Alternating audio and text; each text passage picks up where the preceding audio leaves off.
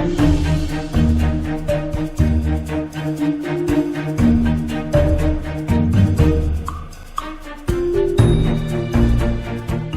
to another episode of the Mid-Game Madness.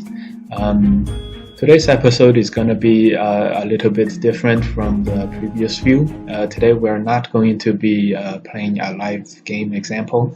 Instead, we are going to be showing you guys a brief overview of a professional match, and a very, very interesting and exciting professional match.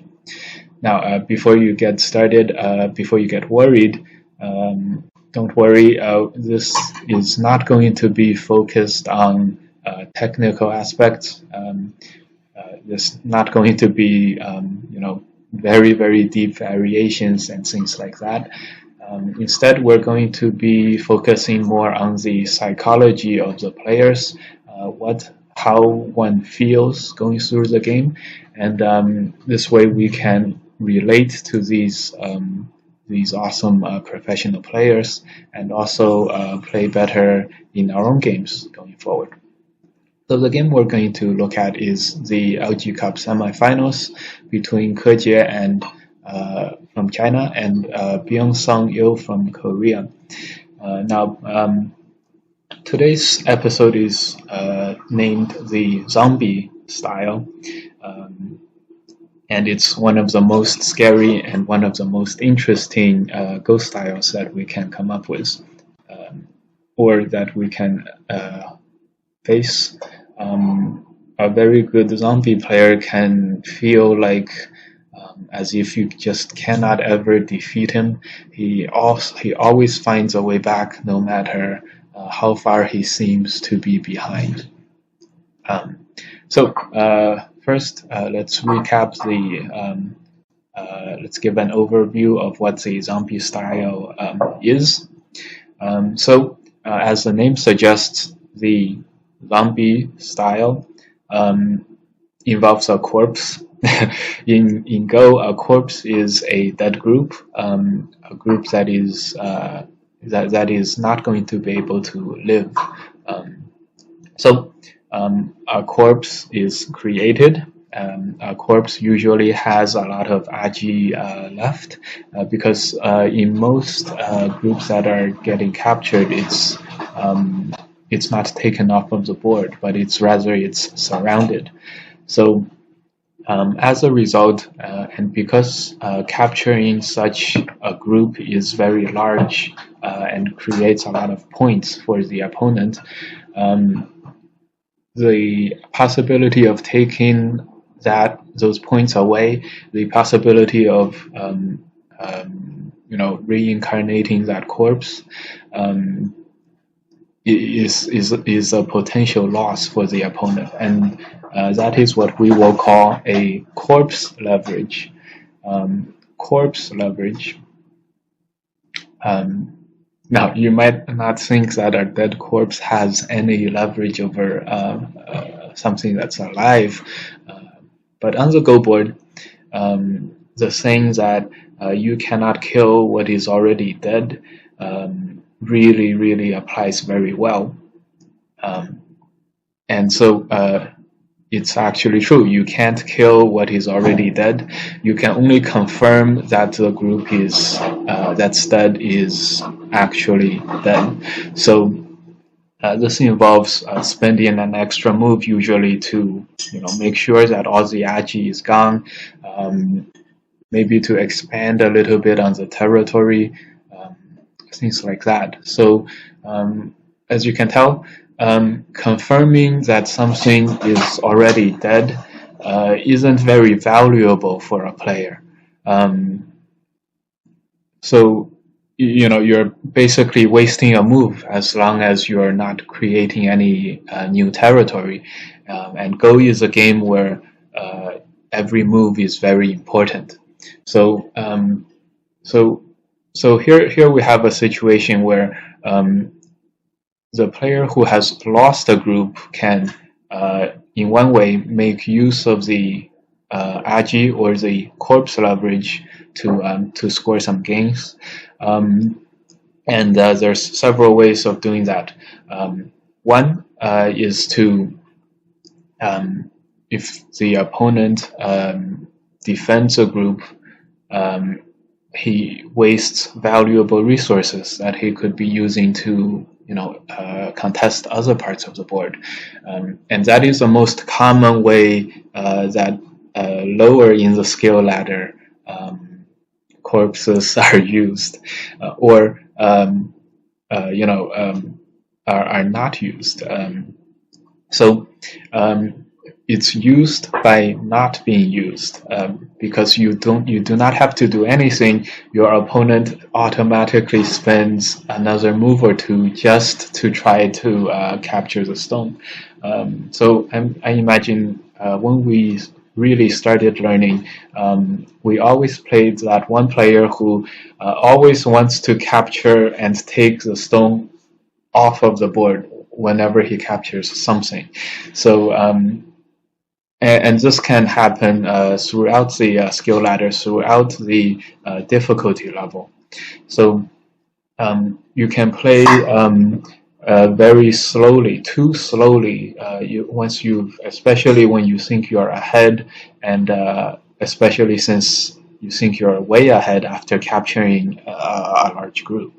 So the most common way that a corpse is being used is by not being used, but rather the opponent spending extra moves and playing slowly.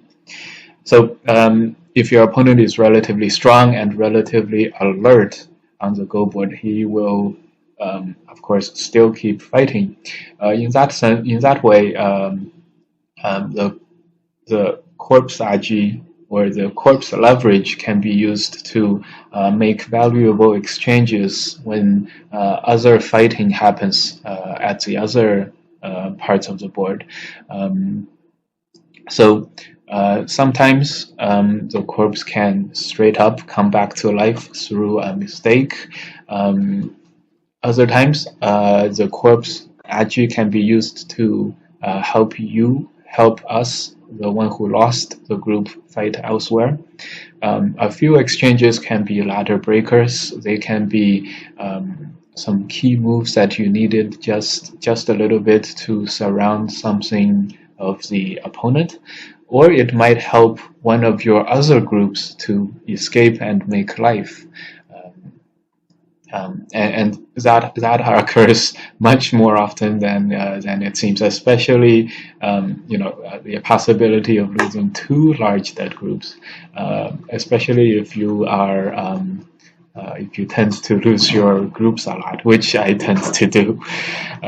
Okay, and the last way is corpse IG can be used to any sort of exchanges can be used to help you just gain points through the end game. And so once to cap the whole discussion, the corpse leverage is being used to score value for us, and so as a result, as long as we can get this enough value to swing the game in our favor, then the zombies have won. And you might be surprised to know that zombies win a lot of games. So let's before we jump into the specific example, I just wanted to mention a very notable zombie styler. He is Lee Sedol, one of the most famous players in the world, and we featured one of his games earlier in an earlier episode. Anyway, so today's game, we will be jumping straight into the middle to the end game. And don't worry, this will not be too technical. Do not worry too much about that. So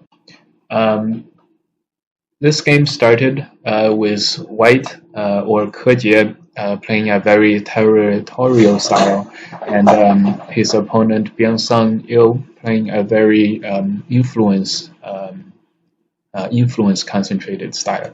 So we will go straight into the middle up to this point.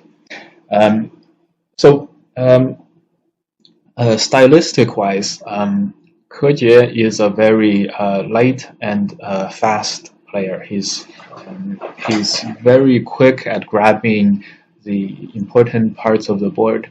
Um, and he plays very light, and he really excels on the defense, and he also excels on attacking to gain value elsewhere. He's very good at the hand-to-hand combat, the fist-to-fist fighting, but um, but that's not one of his relative strengths. His relative strength is really in his quickness.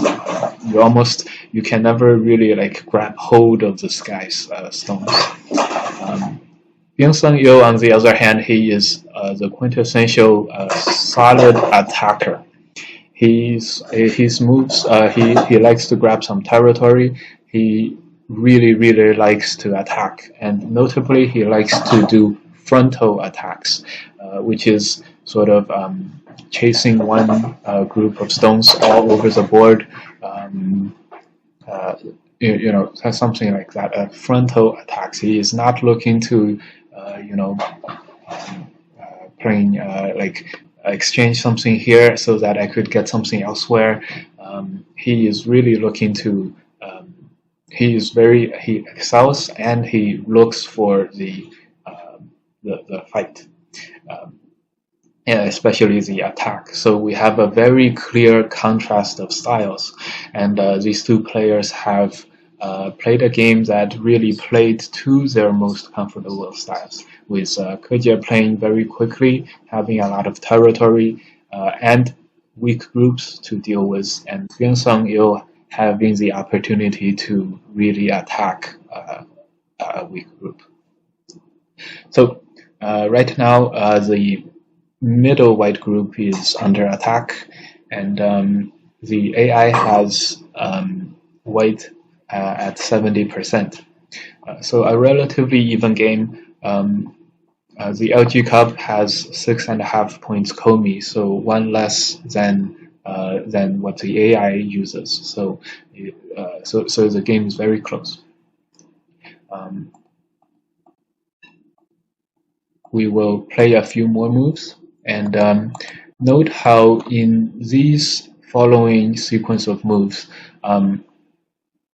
Black is going to be showcasing a very masterful attack, and instead of trying to live in a crunched up kind of a way, Ke as white is really trying to break out of the encirclement and defend by counter-attacking.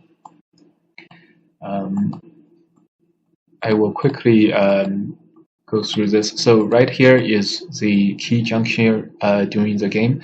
Right now, white has cut off, Ke has cut off these two stones and these three stones, and black has cut off this major white group versus the rest of the board. So this is really complicated fighting. Now, white does have the leverage of making the possibility of making I shape in the area in the middle, and white has more territory elsewhere on the board. But this is a very masterful attack. This is a very nice move. It really dealt with the left three stones and the right two stones simultaneously, and it was one of the only moves that he could continue with. And so a few more moves. Now, Keja's strategy in the middle game was to go directly head on and to fight against Byung Sung Il in a very sort of bow-like way. So he is not giving an inch, and the win rate now is 47% for white, and so this game is really close and tied. The bottom here is the win rate graph. But that's not the important part. The important part is here. Now there's white has to make a decision. The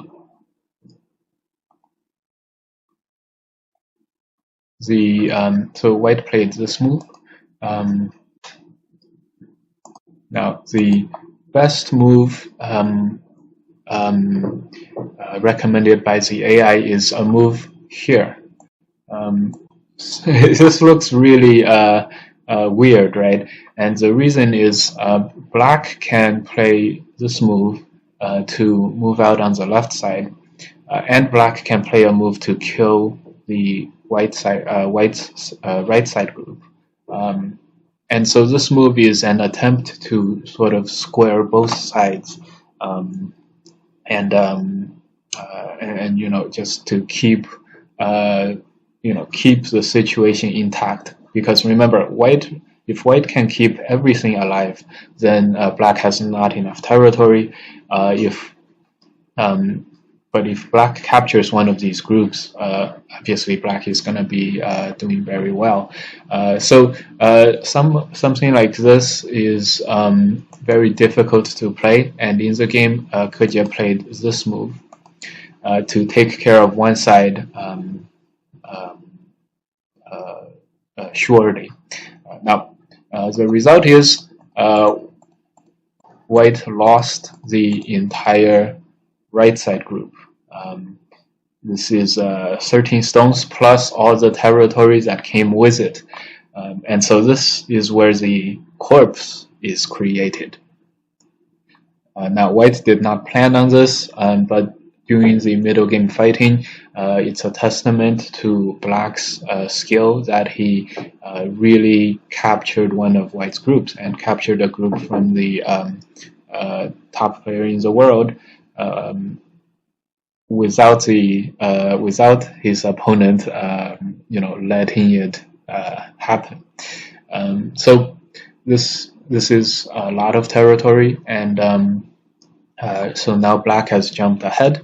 However, because white before all of this, white made a lot of territory on the board, and during the fight, white made a lot of territory on the bottom side of the board. So if we include everything, white gained about 5 extra points on the top left for black's sickness. White spent another move, grabbed another 10 points on the top right, and on the bottom there's about 25 points. So white throughout this whole middle game, white has made 40 points of extra territory or so, and black's compensation was a lot of sickness, but now black doesn't have it anymore. But so all of the compensation comes from capturing the group, which is 10, 20, 30, 40, about 40, 45 points. So when we tally up all of the gains and losses and the state of the game, we realize the game is still relatively close. Just a few points separate the black and white. So and so this is a game example where after the corpse is created, the game is still very close because white has raised ahead elsewhere in the board. So a few extra moves, and white made this cut. Now the right side group is almost completely dead, and it doesn't seem like there's much agi or any sort of leverage he could use with this group. After all, this black surrounding is like here, here, here, here. All these stones, it looks very, very strong. White is now behind somewhat after this loss in territory. So white is looking to make some sort of a gain, and this is where the zombie style comes in.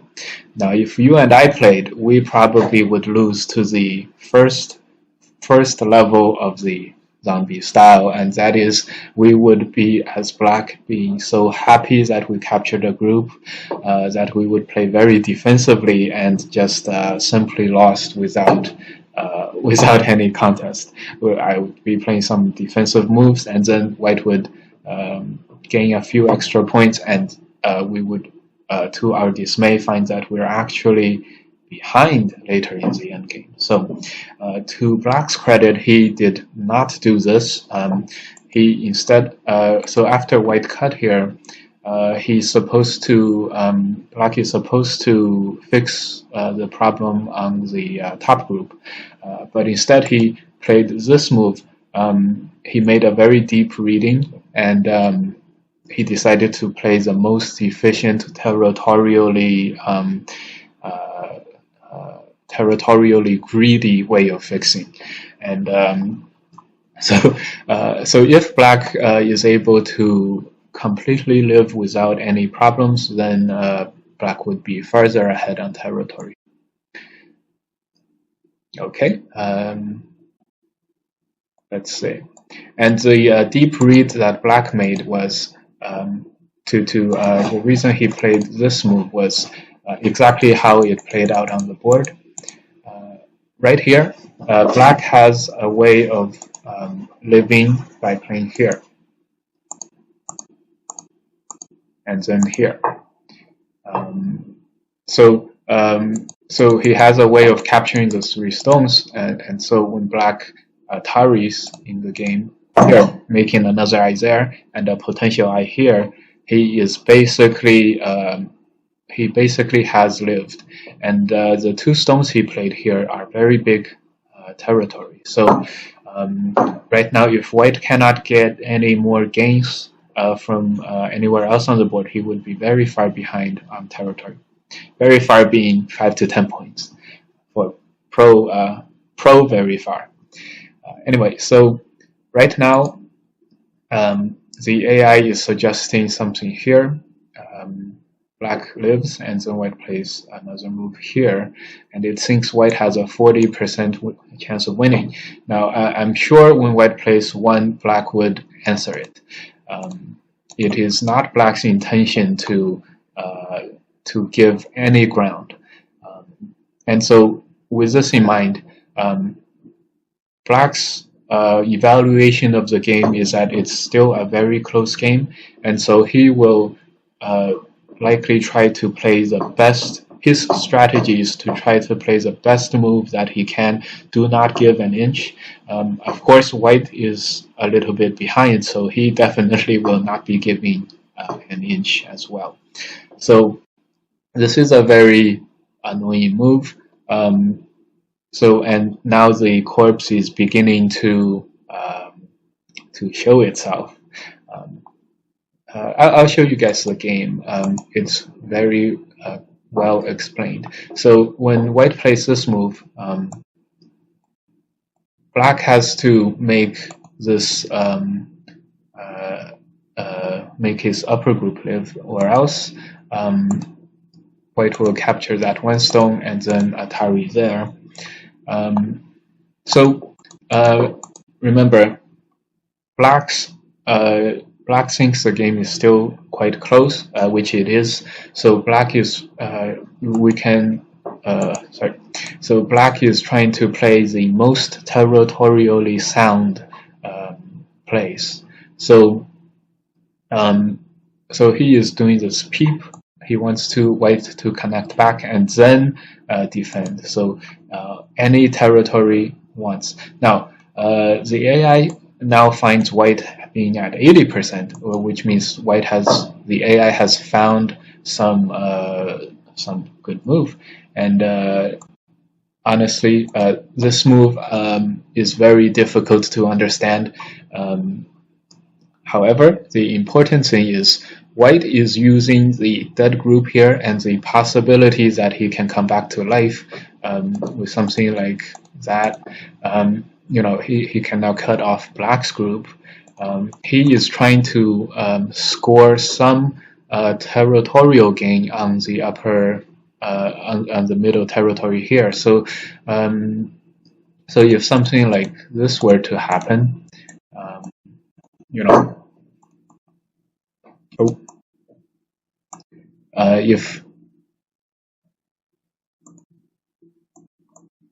So right now, if something like the position would happen, then white would in Sente grab some territorial gains and then come back on the left side.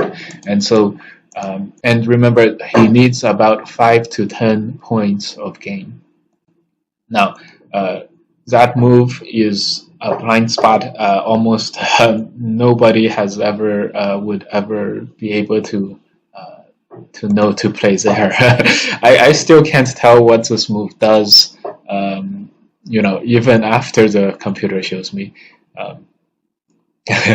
No, the idea is something like the following. So after these exchanges, this move is a forcing move on the black stones.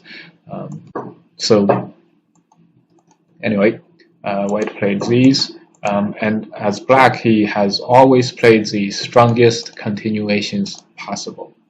This is a Sente for life.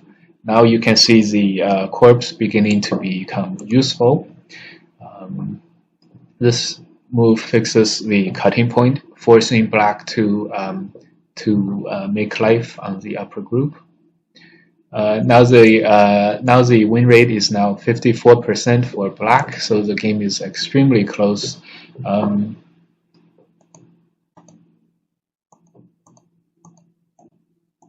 Let's see if the AI had any good suggestions for us. So in this one diagram, which is close to the game, we can see that white is using this that group. 2 is Sente for life, 4, 5, 6, 7, and then white plays 8, 9, and 10. So after white plays 10, black has to answer here.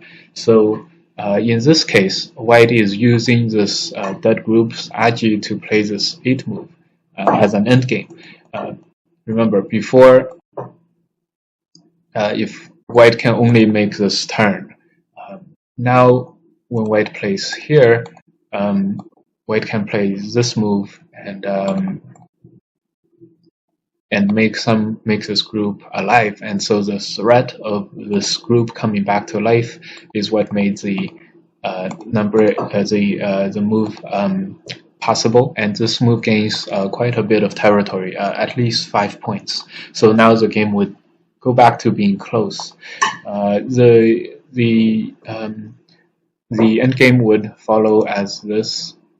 Black would live, and white would play here, and it would still be a very, very close game.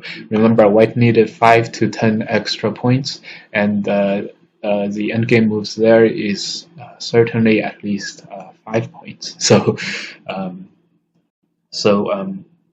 that's what the AI showed. By the way, this diagram is black's win rate at 40%.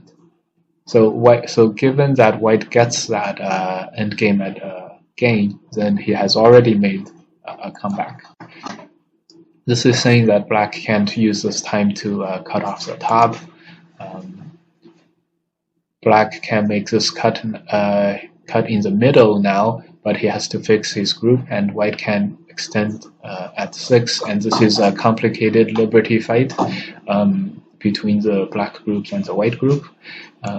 So the main theme is that white's dead stones are becoming very, very useful because of the possibility of those stones coming back to life, and that is the essence of the zombie strategy. Okay, we'll see a few more moves. So in the game, instead of playing here to live as black played a little more aggressively. So if black plays a 1 here and then plays there to live, black has the opportunity to play the another move on the upper side and then capture white. So it's like if white extends after black Ataris, it's like resigning. It's like giving up 10 points for nothing. So as a professional player, there's no way that white would respond normally. because that is a certain defeat. And so, and this was a big mistake because white would, as the diagram shows, white would counter. And so white made an Atari, and then white would play here. And as a result, so after white played this move to connect the middle, black has to either live here, or he can fix, and there's a problem on the with white's dead corpse. So in the game, black chose to capture that one stone, threatening to have a capturing race between these white and these black stones. Again, black already knows that something has gone terribly wrong.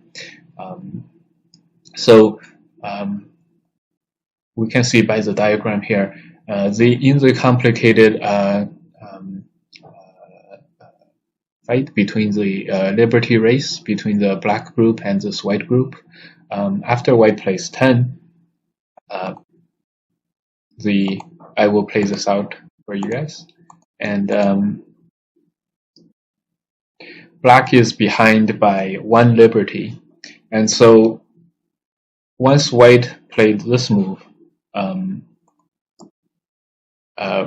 black is also behind by 1 liberty this way. So in the highest level match, human match in the world, white's zombie group has come back to life and captured its captor to begin with. Really turning this zombie, bringing it back to life and really animating it, and having it capture the the people who killed the zombie to begin with. So and this, if this can happen in the 9-dan games, this can happen a lot.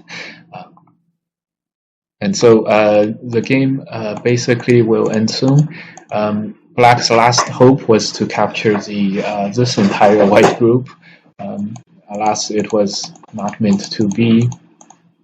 White's group is alive, and black has to make his group alive like that, and white will live like this. There we look at the state of the game. The state of the game is white is ahead by around 60 points. So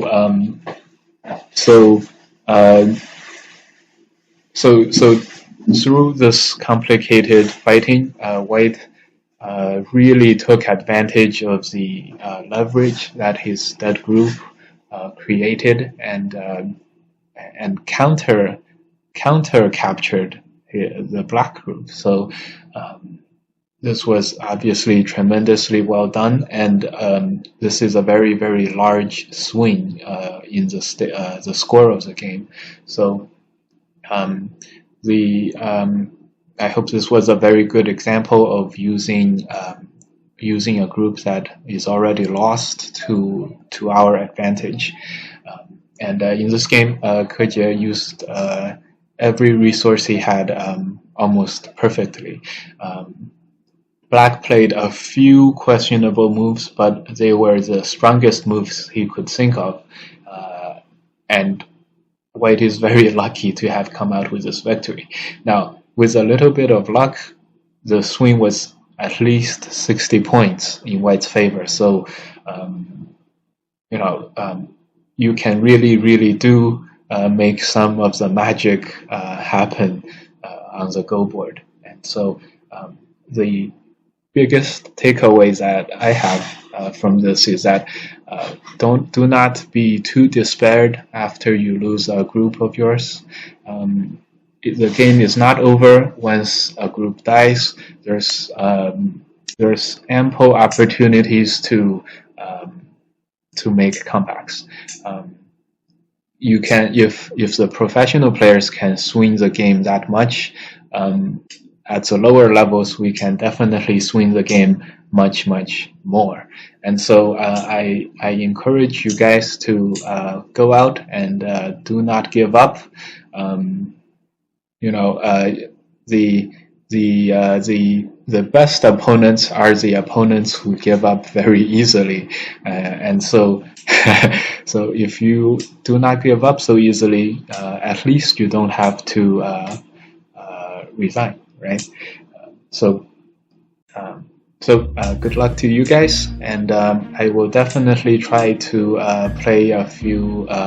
incorporate some of the ideas of the zombie strategy in my own games. Okay, I hope you guys enjoyed this episode. Please come back and watch the next one. Take care.